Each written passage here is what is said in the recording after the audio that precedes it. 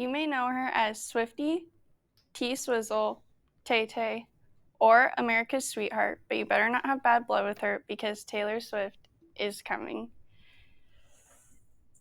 You may have sang a few of her hit songs like We're Never Getting Back Together, or watched her from the silver screen as she has acted in movies like Valentine's Day, or even attempted to dance to a few of her songs like Shake It Off. But today we will see if America's Sweetheart is really the sweetest star out there, or so we think so. First, we will stumble backstage and catch a glimpse of her childhood. Next, we'll dance our way into her rise of stardom. And lastly, we will see how fearless she can be when it comes to her awards and achievements. Although many believe her to be a lover sent from heaven, Taylor was born on December 12, 1989, in Reading, Pennsylvania. Her heart has and always will be in a Christmas tree farm, as that is what she called home for many years. Taylor grew up on her family's Christmas tree farm in Wassoming, Pennsylvania, with her parents Andrea and Scott Swift, along with her younger brother Austin. Taylor developed a love for country music at a young age and explained in an article with Great Country America, I listened to legends like Dolly and Patsy Cline, women who are essence of country music. This led her to enjoy things like reading and poetry, as she noticed that the rhymes tended to stick in her head better.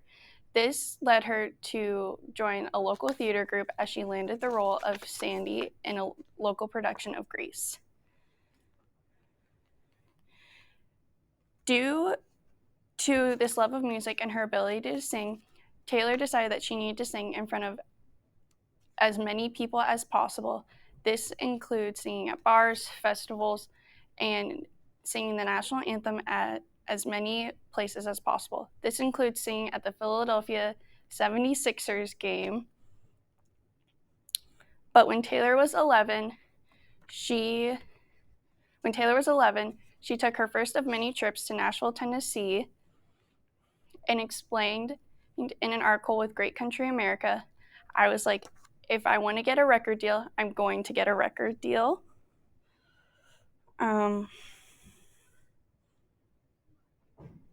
But Taylor's big break finally occurred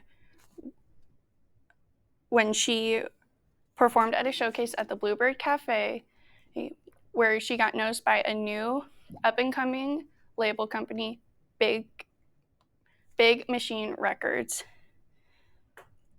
And during the summer of 2006, when Taylor was only 15, she released her first single, Tim McGraw.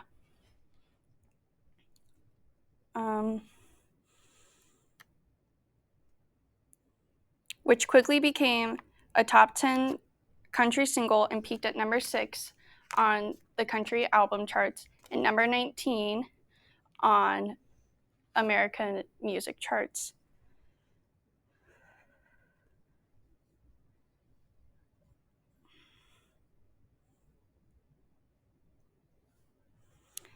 On October 24th, 2006, she released her first album, Taylor Swift, which soon rose to number 3 on the country album music charts.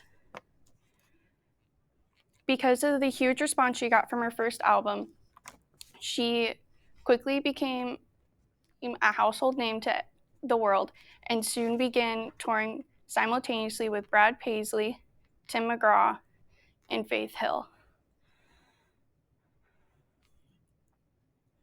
During the summer of 2008, rumors began that she's begun a relationship with teen pop star Joe Jonas, but during November of 2008, as she appeared on the television talk show Ellen DeGeneres, she explained her first of many breakups, because let's be real here, none of Taylor's past relationships were going to be forever and always. But this led to Taylor being able to begin again, as she later released her second album, Fearless, which debuted as number 1 on the Billboard Hot 100 charts and stayed there for 8 consecutive weeks and sold almost 600,000 copies just in the first week. Due to the high success of Taylor's music, she's been nominated for hundreds of awards and has received, are you ready for it?